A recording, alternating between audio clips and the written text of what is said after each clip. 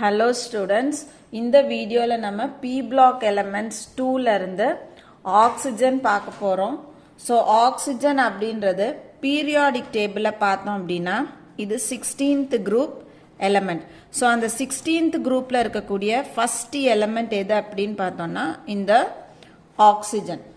இப்போ இந்த ஆக்சிஜன் நம்மளுக்கு ரெண்டு ஃபார்ம்ஸ்ல அவைலபிளா இருக்கு.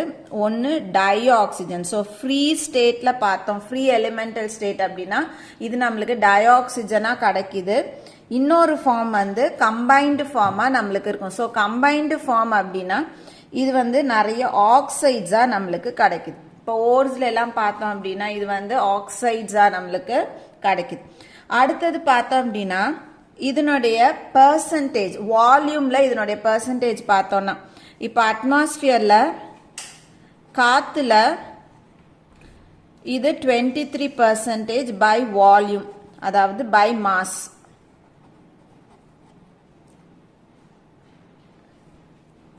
அப்புறம் வாட்டர்ல, ஸோ வாட்டர் ஃபார்முலா நம்மளுக்கு தெரியும் H2O. ஸோ அந்த வாட்டரில் ஆக்சிஜனுடைய பெர்சன்டேஜ் பார்த்தோம் அப்படின்னா 83% பை மாஸ். அடுத்தது பார்த்தோம் அப்படின்னா இதனுடைய அட்டாமிக் நம்பரும் எலக்ட்ரானிக் கான்ஃபிகரேஷனும் எழுதணும். So atomic number 8. அப்போ எலக்ட்ரானிக் கான்ஃபிகரேஷன் இதுக்கு முன்னாடி இருக்கக்கூடிய இனர்ட் கேஸ் எது அப்படின்னு பார்த்தோம்னா ஹீலியம். ஸோ ஹீலியம்ல 2 எலக்ட்ரான் போயிடுது. அப்போ மீதம் இருக்கிறது n is equal to 2ல போகும். ஸோ 2ல sல 2 எலக்ட்ரானும் pல 4 எலக்ட்ரானும். ஸோ கான்ஃபிகரேஷன் வந்து helium 2s2 2p4.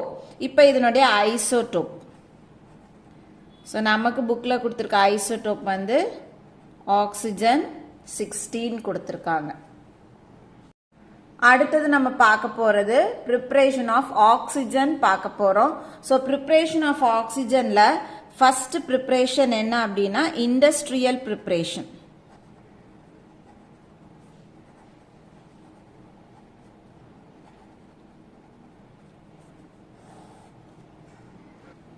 So first இந்த இண்டஸ்ட்ரியல் ப்ரிப்பரேஷன்ல இதை எப்படி நம்ம ப்ரிப்பேர் பண்றோம், இண்டஸ்ட்ரீஸ்ல எப்படி ப்ரிப்பேர் பண்றோம் அப்படின்னா லிக்விஃபைட் ஏரை லிக்விட் ஃபார்முக்கு மாற்றி அதை ஃப்ராக்ஷனல் டிஸ்டிலேஷன் செய்யும் பொழுது நம்மளுக்கு ஆக்சிஜன் கிடைக்குது. ஸோ ஃபர்ஸ்ட் ப்ரிப்பரேஷன் வந்து fractional distillation of liquefied air. So அடுத்தது லெபார்டரி ப்ரிப்பரேஷன். லெபார்டரி ப்ரிப்பரேஷனா லேபில் வந்து எப்படி ஹைட்ரஜன் பெராக்சைடு ப்ரிப்பேர் பண்ணுறதுன்னு பார்க்க போகிறோம். அதில் ஃபர்ஸ்ட் மெத்தட் என்ன அப்படின்னா decomposition of hydrogen peroxide. So hydrogen பெராக்சைடை உடைக்கும் பொழுது நம்மளுக்கு ஆக்சிஜன் கிடைக்கும்.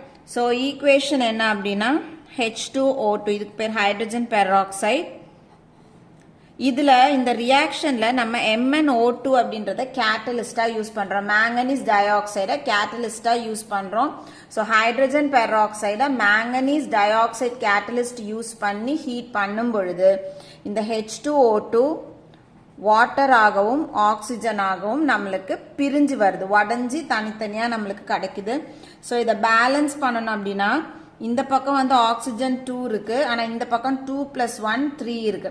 ஸோ நம்ம வந்து இந்த பக்கம் ஒரு 2 போட்டோம் அப்படின்னா 4 ஆக்சிஜன் ஆயிடுது. இங்க ஏற்கனவே 2 இருக்கு, இங்க 1 தான் இருக்கு. அப்ப 2 வேணும்னா இந்த இடத்துல என்ன பண்ணிக்கலாம், 2 போட்டோம்னா இங்க 2 × 2 4, இது 2 + 2 4. ஹைட்ரஜன் பார்த்தோம் அப்படின்னா 2 × 2 4, இங்கேயும் 2 × 2 4. ஸோ பேலன்ஸ் ஆயிடுச்சு. அடுத்தது பார்த்தோம் அப்படின்னா oxidation of hydrogen peroxide by potassium permanganate. So இங்க நம்ம என்ன பண்ண போறோம், பொட்டாசியம் பெர்மாங்கனேட்டை யூஸ் பண்ணி ஹைட்ரஜன் பெராக்சைடை ஆக்சிடைஸ் பண்ண போறோம். ஸோ இந்த ரியாக்ஷன் வந்து ஒரு ஆசிட் பிரசன்ஸ்ல தான் நடக்க போகுது. ஸோ இதனுடைய ரியாக்ஷன் பார்த்தோம் அப்படின்னா இங்க 5 moles of hydrogen peroxide reacts with 2 moles of potassium permanganate. So இந்த இடத்துல ஏன் MnO4 மைனஸ் போட்டிருக்கோம் அப்படின்னா இந்த KMnO4 எப்படி பிரியும்னா K பிளஸ் ஆகவும் MnO4 மைனஸ் ஆகவும் பிரியும். ஸோ நம்மளுக்கு இதுதான் வந்து ரியாக்ஷன்ல இன்வால்வ் ஆக போகுது, அதனால MnO4 மைனஸ் போட்டிருக்கோம். Plus 6H+. ஸோ ஆசிட்ல இருந்து வர 6H+. இதெல்லாம் ஒன்னா சேரும் பொழுது நமக்கு oxygen Mn2 plus water molecule கிடைக்குது. ஸோ ஹைட்ரஜன் பெராக்சைடை ஆக்சிடைஸ் பண்ணும் பொழுது நம்மளுக்கு ஆக்சிஜன் கிடைக்குது. இப்போ இந்த ரியாக்ஷனை நம்ம பேலன்ஸ் பண்ணுவோம். இந்த இடத்துல Mn வந்து 2 இருக்கு, அதனால இந்த இடத்துல நம்ம என்ன போட்டுக்கலாம், 2 போட்டுடலாம், பேலன்ஸ் ஆயிடும். அடுத்தது நம்ம ஹைட்ரஜன் பார்ப்போம். இங்க 5 2s are 10 பிளஸ் 6 16. இந்த இடத்துல பார்த்தோம்னா நம்மளுக்கு 2 தான் கொடுத்துருக்காங்க, அப்ப நம்மளுக்கு 16 வேணும். பேலன்ஸ் பண்றதுக்கு இங்க நம்ம எவ்வளவு போட்டுக்கலாம்னா 8 போட்டுக்கலாம். அடுத்தது ஆக்சிஜன் பார்ப்போம். ஆக்சிஜன் வந்து இங்க 5 2s are 10, இங்க 2 into 4, 2 4s are 8. So 10 plus 8 வந்து 18. இந்த இடத்துல பார்த்தோம் அப்படின்னா 8 இருக்கு, இங்க இன்னும் நம்மளுக்கு 10 வேணும். ஸோ இதுல 2 கொடுத்துருக்காங்க, அப்ப நம்ம இந்த இடத்துல 5 போட்டோம்னா பேலன்ஸ் ஆயிடும். So 5 2s are 10 plus 8 is equal to 18. So balance ஆயிடுச்சு. Oxidation of hydrogen peroxide by potassium permanganate. அடுத்த ப்ரிப்பரேஷன் பார்த்தோம் அப்படின்னா thermal decomposition of metallic oxides or oxo anions. So thermal decomposition அர்த்தம் ஹீட் பண்ணி நம்ம என்ன பண்ண போறோம், உடைக்க போறோம், டீகம்போஸ் பண்ண போறோம். ஸோ மெட்டாலிக் ஆக்சைட்ஸை பண்ணும் பொழுதோ அல்லது ஆக்சோ ஆனயான்ஸை தெர்மல் டீகம்போசிஷன் பண்ணும் பொழுதோ நம்மளுக்கு ஆக்சிஜன் கிடைக்குது. ஸோ நம்ம மெட்டாலிக் ஆக்சைட்ஸ்னா மெட்டல் ஆக்சைட்ஸ்னு அர்த்தம். எக்ஸாம்பிளுக்கு நம்ம HgO மெர்க்குரி ஆக்சைடு பார்ப்போம். இதை நம்ம வந்து ஹீட் பண்ணணும் அப்படின்னா இது நம்மளுக்கு மெர்க்குரியையும் ஆக்சிஜனையும் கொடுக்க போகுது. ஸோ Hg பிளஸ் O2 நம்மளுக்கு கிடைக்குது. இப்போ இதை பேலன்ஸ் பண்ணணும்னா இதுல ஆக்சிஜன் 2 இருக்கு, இதுல 1 தான் இருக்கு. ஸோ இங்க நம்ம என்ன பண்ணலாம், 2 போட்டா பேலன்ஸ் ஆயிடும். ஸோ Hg மெர்க்குரி இந்த இடத்துல 2 இருக்கு, இங்க 1 தான் இருக்கு, இங்க 2 போட்டோம்னா அதுவும் பேலன்ஸ் ஆயிடும். இப்போ அடுத்தது ஆக்சோ ஆனயானுக்கு நம்ம பார்க்குற எக்ஸாம்பிள் வந்து பொட்டாசியம் குளோரேட் எடுத்துக்கிறோம். ஸோ பொட்டாசியம் குளோரேட் அப்படின்றது இப்போ இதுல இந்த ClO3 அப்படிங்கிறது HClO3லேருந்து இது பார்த்தோம்னா குளோரினுடைய ஆக்சோ ஆசிட். ஸோ இதுல இருக்கக்கூடிய ஹைட்ரஜனை ரீப்ளேஸ் பண்ணிட்டு நம்ம அதுக்கு பதிலாக என்ன எடுத்திருக்கோம் அப்படின்னா KClO3ன்னு எடுத்திருக்கோம். இப்போ இது உடைஞ்சுது அப்படின்னா இது K பிளஸ் ஆகவும் ClO3 மைனஸ் ஆகவும் பிரியும். ஸோ இதை வந்து நம்ம ஆக்சோ ஆனயான் அப்படின்னு சொல்றோம். ஸோ இதை தான் நம்ம என்னன்னு சொல்றோம், ஆக்சோ ஆனயான் அப்படின்னு சொல்றோம். ஸோ இப்போ இந்த ரியாக்ஷன்ல அதாவது ஆக்சிஜன் ப்ரிப்பரேஷன்ல பார்த்தோம் அப்படின்னா இந்த KClO3ல இருக்கக்கூடிய ClO3 மைனஸ் இந்த ஆக்சோ ஆனயான் ரியாக்ட் பண்ண போது அதுல இருந்து தான் நம்மளுக்கு என்ன கிடைக்க போகுது அப்படின்னா ஆக்சிஜன் ஃபார்ம் ஆக போகுது. ஸோ இதை நம்ம ஹீட் பண்றோம். In presence of catalyst manganese dioxide MnO2 போட்டு இந்த பொட்டாசியம் குளோரேட்டை நம்ம ஹீட் பண்ணும் பொழுது இதுல இருக்கக்கூடிய KCl வெளியில வந்துடும். இதுல இருக்கக்கூடிய ஆக்சிஜன் கேஸா நம்மளுக்கு லிபரேட் ஆயிடும். ஸோ இதை வந்து நம்ம பேலன்ஸ் பண்ணணும் அப்படின்னா இந்த பக்கம் பார்த்தோம்னா 3 ஆக்சிஜன் இருக்கு, இந்த பக்கம் பார்த்தோம்னா 2 ஆக்சிஜன். ஸோ ரெண்டுத்துக்கும் காமன் நம்பர் எதுனா 6. ஸோ இதுல வந்துட்டு நம்ம 2 போட்டோம்னா இது என்னவா மாறிடும், 6ஆ மாறும். இங்க 3 போட்டோம்னா ஆக்சிஜன் எத்தனையா போயிடுது, 6ஆ போயிடுது. ஸோ பேலன்ஸ் ஆயிடுது. இப்ப KCl பார்த்தோம்னா K இங்க 2 இருக்கு, இங்க 1 தான் இருக்கு. ஸோ 2 போட்டு பேலன்ஸ் பண்றோம். குளோரின் பார்த்தோம்னா இங்க 2 ஆயிடுது, இங்கேயும் அதே மாதிரி 2 இருக்கு. ஸோ இது thermal decomposition of metallic oxides or oxoanion oxygen prepare பண்றதுக்கான மெத்தட். அடுத்தது ப்ராப்பர்ட்டிஸ் ஆஃப் ஆக்சிஜன் பார்க்க போறோம். ஸோ நார்மல் கண்டிஷன்ல பார்த்தோம் அப்படின்னா ஆக்சிஜன் எப்போதுமே டை அட்டாமிக் கேஸா தான் நம்மளுக்கு கிடைக்கும். ஸோ ஆக்சிஜன் அப்படின்றது கேஸ். இது என்ன ஃபார்ம்ல நம்மளுக்கு இருக்கும் அப்படின்னா டை அட்டாமிக் ஃபார்ம்ல. டை அட்டாமிக்னா 2 ஆட்டம் ஒன்னா சேர்ந்து இருக்கிறத நம்ம டை அட்டாமிக்னு சொல்லுவோம். ஸோ எப்போதுமே நம்மளுக்கு ஆக்சிஜன் எழுதும் போது நம்ம எப்படி எழுதுறோம் அப்படின்னா O2. ஸோ ஏன்னா அது அந்த ஃபார்ம்ல தான் நம்மளுக்கு எக்ஸிஸ்ட் ஆகுது. இதை நம்ம டை அட்டாமிக் அப்படின்னு சொல்றோம்.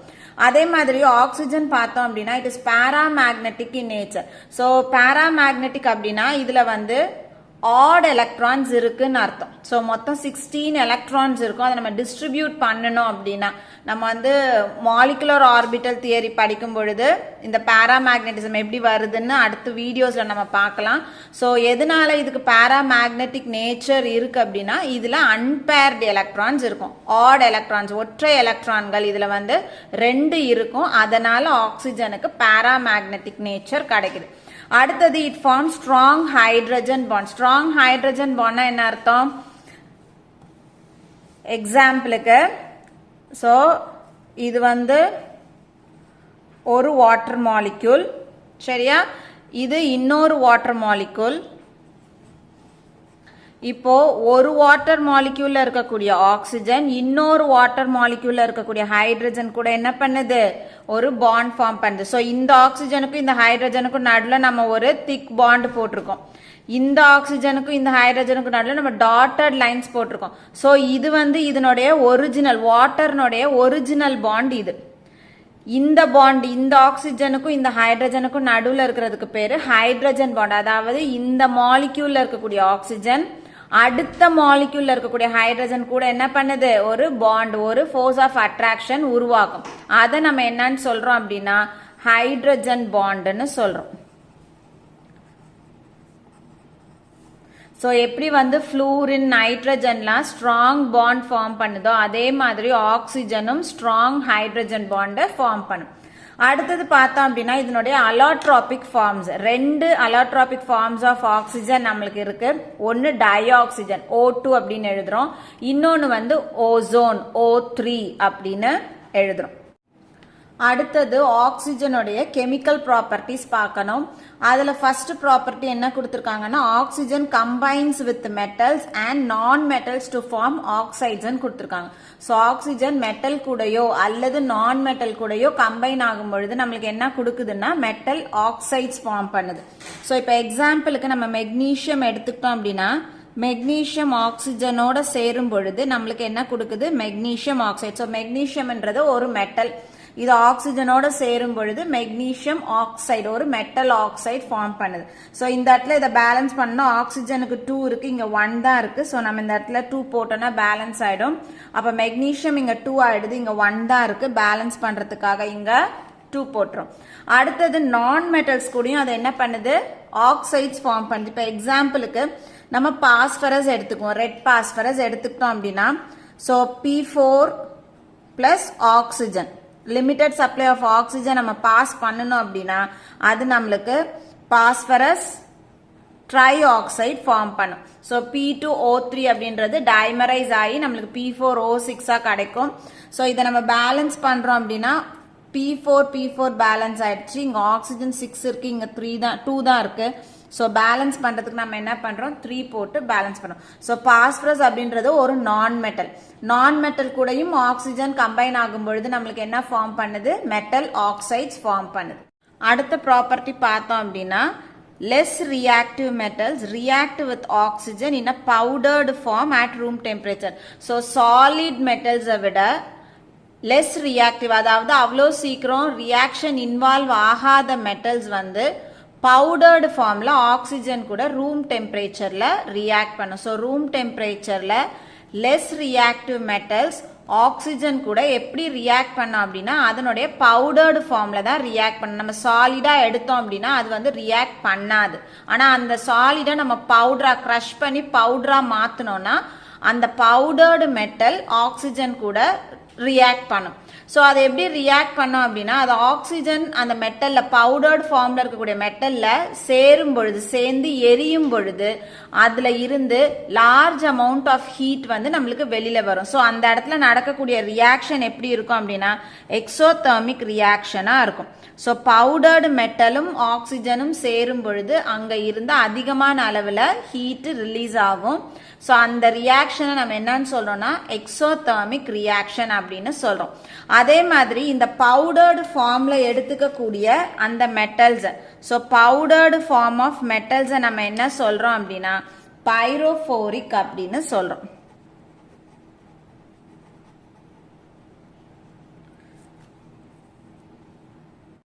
அடுத்தது நம்ம யூசஸ் ஆஃப் ஆக்சிஜன் பார்க்கணும். இதுல ஃபர்ஸ்ட் பார்த்தோம் அப்படின்னா It is an essential component for the survival of living organisms. So ஒரு லிவிங் ஆர்கானிசம் உயிர் வாழணும் அப்படின்னா அதுக்கு முக்கியமான காம்பனண்ட் எது அப்படின்னா ஆக்சிஜன் வேணும். அடுத்தது it is used in welding பண்ற இடங்கள்ல நம்ம இந்த ஆக்சிஜனை என்ன ஃபார்ம்ல யூஸ் பண்றோம் அப்படின்னா ஆக்சி அசிட்டிலின், அந்த வெல்டு பண்றாங்க இல்லையா அதுல அது வந்து எந்த கேஸ் அப்படின்னா இந்த ஆக்சி அசிட்டிலின் கேஸை தான் நம்ம யூஸ் பண்றோம். அடுத்தது liquid oxygen is used as fuel in rockets. ராக்கெட்ல லிக்விட் ஆக்சிஜனை நம்ம ஃபியூவலா யூஸ் பண்றோம். தேங்க்யூ.